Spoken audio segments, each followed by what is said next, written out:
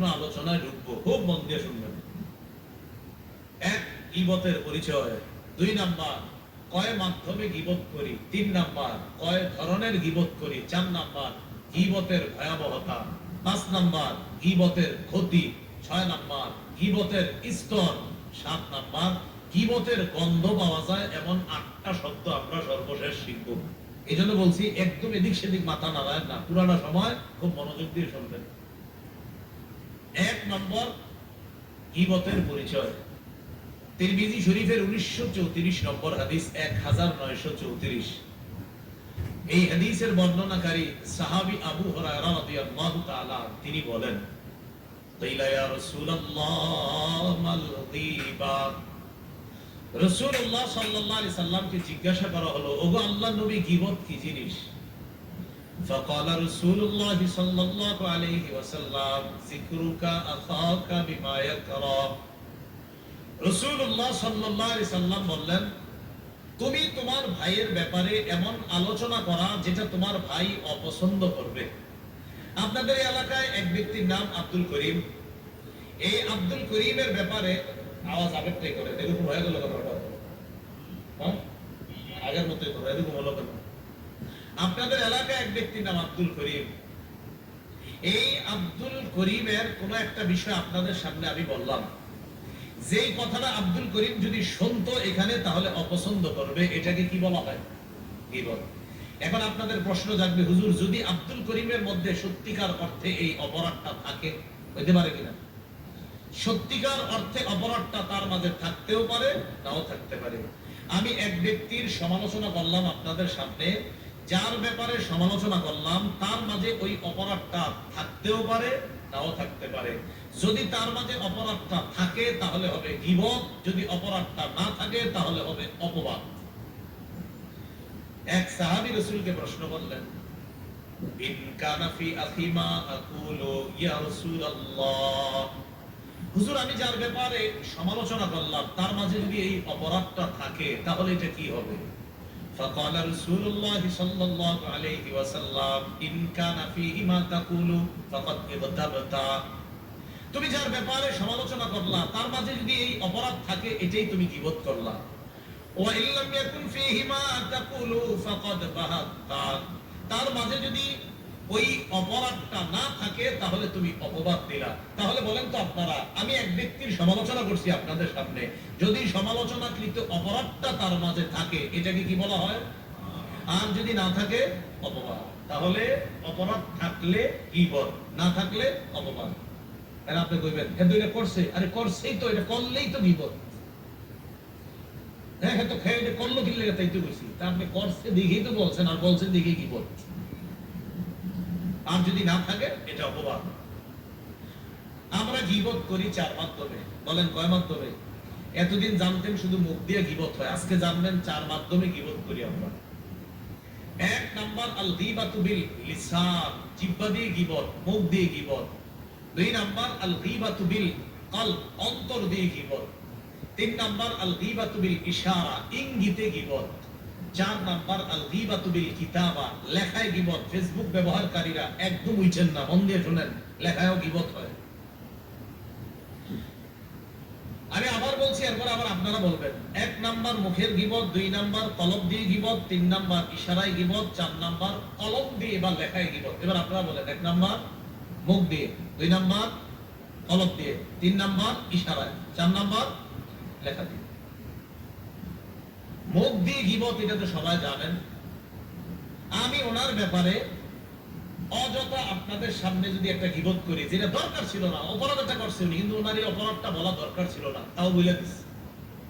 রাসূলুল্লাহ সাল্লাল্লাহু আলাইহি সাল্লাম বলেন, এই যে তুমি অযথা একজনের ব্যাপারে এটা বলে ফেললা, দুনিয়ার পূর্ব পশ্চিম যত বড়, তুমি জাহান্নামের এই পরিমাণ গভীরতায় শুধু একটা এই অনর্থক গীবতের কারণে তোমার ঠিকানা হতে পারে। সহিহ বুখারীর বর্ণনা 6477 নম্বর হাদিস। এই হাদিসের মধ্যে আছে, ক্বালা রাসূলুল্লাহ সাল্লাল্লাহু আলাইহি ওয়াসাল্লাম, ইন্নাল আবদা লা ইয়াতাকাল্লামু বিল কালিমাতি মা ইয়াতাবায়্যানু ফিহা ইয়াযিল্লু বিহা ফিন নার আবআদা মিম্মা বাইনাল মাশরিক। রাসূলুল্লাহ সাল্লাল্লাহু আলাইহি সাল্লাম বলেন, কোন বান্দা যদি অনর্থক কারো গীবত করে, সমালোচনা করে, অনর্থক হুদাই বলছে মুখ দিয়া, কোনো দরকার ছিল না বলা, চারজনে চা খাইতেছি, আমরা যে আমি ওনার ব্যাপারে কয়ে দিলে ওটা। নবীজি বলেন, ওই ব্যক্তি এই কথার পরিণতি সম্পর্কে সে চিন্তাও করে নাই যে কি হইতে পারে। ইয়াহবি বিহা ফিন্নার আবআদা মিম্মা বাইনাল মাশরিক। একটা কথার কারণে দুনিয়ার পূর্ব পশ্চিম যত বড়, জাহান্নামের এই পরিমাণ গভীরে সে যাবে। নাউযুবিল্লাহ। এই জিহ্বা নিয়ন্ত্রণ করেন, আল্লাহ হেফাজত করেন আমাদের। বেশিরভাগ মানুষ শুধু জিহ্বার অপরাধে জাহান্নামে যাবে। সহিহ বুখারী 6478 নম্বর হাদিসের বর্ণনা, قال رسول الله صلى الله عليه وسلم إن العبد لا يتكلم بالكلمة من سخط الله لا يلقي لها بالا يهوي بها في جهنم। রাসূলুল্লাহ সাল্লাল্লাহু আলাইহি ওয়াসাল্লাম বলেন, কোন ব্যক্তি পরিণতি চিন্তা না করে কথার কথা বলে ফেলছে। আমরা অনেক সময় কথা বলি, এই তুই এটা বললি কেন, আরে এমনি কথার কথা বললাম, এই আজকে থেকে আর কথার কথা বললেন না। এই যে কথার কথা বলে ফেলছেন, ৩-৪ জন কথা বলতে বলতে হঠাৎ একজনের ব্যাপারে বললেন, তো আমি বললাম তোর মেয়েরে কি কইলেন, আরে এমনি কথার কথা বললাম, এগুলো এত গুরুত্ব দেন না। রাসূল বলেন, এই একটা কথার কথা তোমাকে জাহান্নামে নিয়ে যাবে। প্রিয় ভাইরা, জিহ্বাকে গীবত থেকে হেফাজত করবো, আল্লাহ আমাদেরকে তৌফিক দান করুন।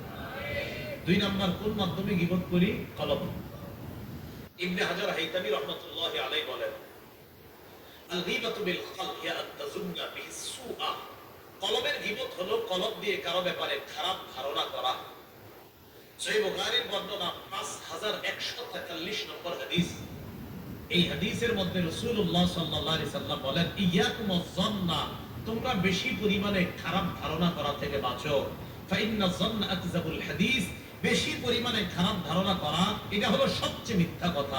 তাহলে কলব দিয়ে কারো ব্যাপারে খারাপ ধারণা করা, এটা কলবের গীবত, আর এটা সবচেয়ে বড় মিথ্যা কথা। কলবে কখনো কারো ব্যাপারে খারাপ ধারণা আসলে কি করবেন? কলবে দাফন করে দিবেন, মুখে ইস্তেগফার পাঠ করবেন, আর নিজের ৯৯টা গুনাহের কথা স্মরণ করবেন। কথা ওই ব্যাটার তো একটা, আপনার আরো ৯৯টা আছে।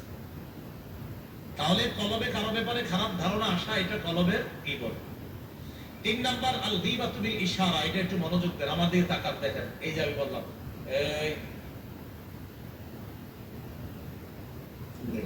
এই দেখ দেখ দেখ, হাত দিয়ে ইঙ্গিত করে একজন খাটো মানুষ আপনাদেরকে ইঙ্গিতে দেখেছে, ইঙ্গিতে কথাও বলি নাই, কিচ্ছু বলি নাই, শুধু করছে চোখ টিপাম না, এরকম। এটা ইশারার গীবত, এটা আপনাকে জাহান্নামে নিয়ে যাবে। আছে আমাদের মাঝে, বলেন। হ্যাঁ, মুসনাদ আহমদের হাদিস শুনেন, ২৫,৭০৮ নম্বর হাদিস। এই হাদিসের বর্ণনাকারী আম্মা জান আয়েশা সিদ্দিকা রাদিয়াল্লাহু তাআলা আনহা। عن عائشة الصديقة رضي الله تعالى عنها قالت دخلت امرأة قصيرة إلى النبي صلى الله عليه وسلم فقلت بإبهامي هكذا أشرت إلى النبي صلى الله عليه وسلم أنها قصيرة। আম্মা জান আয়েশা বলেন, আল্লাহ নবীর দরবারে একজন খাটো মহিলা উপস্থিত হয়। নবীর দিকে আমি হাতের মাধ্যমে এইভাবে ইশারা করে আল্লাহ নবীকে ইঙ্গিতে দেখা দিয়ে বললাম, ইয়া রাসূলুল্লাহ, দেখেন খাটো মহিলা। ওকে কয় না, ইঙ্গিতে। আমি ইঙ্গিতে এইভাবে বলে দিলাম, হুজুর দেখেন দেখেন খাটো। আল্লাহ নবীর সাথে সাথে বললেন, আয়েশা ইযতাবতিহা, তুমি গীবত করছো। শিক্ষক কেমন দেখেন তো, শরীয়তের ব্যাপারে কাউরে ছাড় নাই, নগদ। আর আম্মাজান আয়েশা সিদ্দিকা, তিনি আমাদের আম্মাজান কতটা আমানতদার, দেখেন তার নিজের ঘটনা আমাদের কয়ে দিচ্ছে। উনি তো পারতেন যে এটা আমি কমু না, আমার সাথে ঘটনা, কিন্তু না, উনি আমাদেরকে বলছে কেন? আমরা এই হেফাজত থাকি, আমরা যেন অপরাধ থেকে দূরে থাকি। তো আম্মাজান বলেন, আমি একজন নারীকে ইঙ্গিতে দেখাইছি, হুজুর খাটো। রাসূল কয়, ইযতাবতিহা, আয়েশা তুমি গীবত করছো। আবু দাউদ শরীফের হাদিস ৪৮৭৫ নম্বর হাদিস। এই হাদিসের বর্ণনাকারীও আম্মা জান আয়েশা সিদ্দিকা রাদিয়াল্লাহু তাআলা আনহা। তিনি বলেন, আমি রাসূলুল্লাহ সাল্লাল্লাহু আলাইহি সাল্লামকে বললাম, হাসবুকা মিন সফিয়াতা কাদা ওয়া কাদা তানি কাসীরা। নবীজির আরেকজন বিবি ছিলেন আমাদের আম্মাজান সফিয়া রাদিয়াল্লাহু তাআলা আনহা। আমি একটা বাংলা বলবো, এই বাংলাটাই কিন্তু বলবেন আমাদের আম্মাজানের শানে, অন্য বাংলা বলবেন না।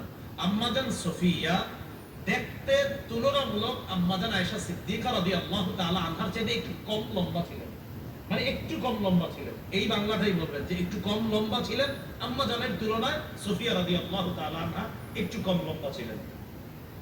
আম্মাজান আয়েশা সিদ্দিকা রাদিয়াল্লাহু তাআলা আনহা নবীজিকে বললেন, হাসবুকা মিন সফিয়া কাযা ওয়া কাযা তানি কাসীরা। হুজুর, সফিয়া তো এমন এমন, অর্থাৎ একটু কম লম্বা। নবীজি কি বললেন দেখেন, লাকাদ কুলতি কালিমাতান লাউ মুজিজাত বিমাইল বাহরি লামাজাজাত। আয়েশা, তুমি এমন একটা বাক্য বললা, যেই বাক্যটা যদি সমুদ্রের পানির সাথে মিশিয়ে দেওয়া হয়, এই বাক্যের বিষাক্ততায় সমুদ্রের পানির রং পাল্টে যাবে। এটা গীবত।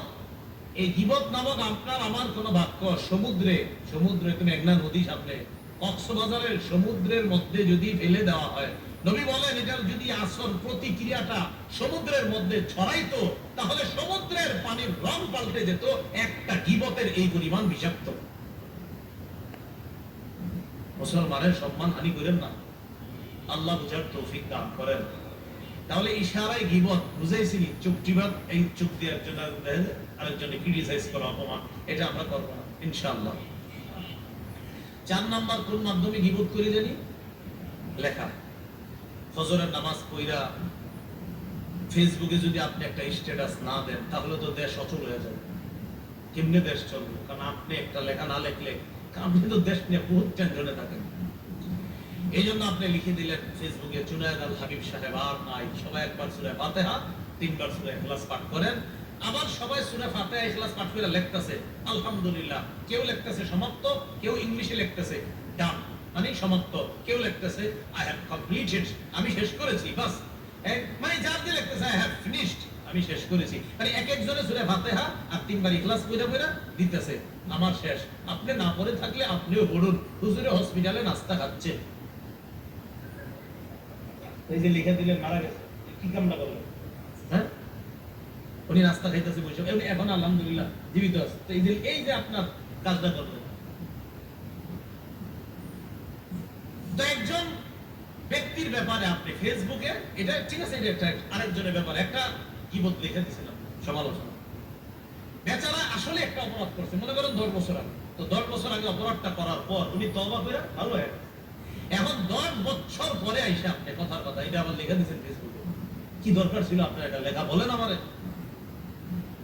এই যে তার অপরাধটা আবার লেখলে নতুন করে কথা শুরু হয়েছে। হ্যাঁ, আচ্ছা, এটা তো বুঝতাম কত ভালো মানুষ, এই বুঝি এমন লোক। আসলে বেটায় এই অপরাধটা হ্যাঁ করছে, ঠিক আছে 10 বছর আগে, তো হয়তো উনি আল্লাহর কাছে মাপ চায় প্রিয় হয়ে গেছে। আপনি কাজটা করলেন কি? ইমাম গাযালি বলেন, কাযালিকাল গীবাতু বিল কিতাবা ফাইন্নাল কলামা আহাদুল লিসানাইন। লেখা দিয়েও গীবত হয়। কলম হলো 2 ভাষার এক ভাষা। মানুষ মুখ দিয়ে ভাষা বলে, কলম দিয়ে ভাষা লেখে। ইমাম গাযালি বলেন যে মুখ দিয়ে যেই কথা বলা গীবত, কলম দিয়ে সেই বাক্যটা লেখা কলমের গীবত, লেখার গীবত।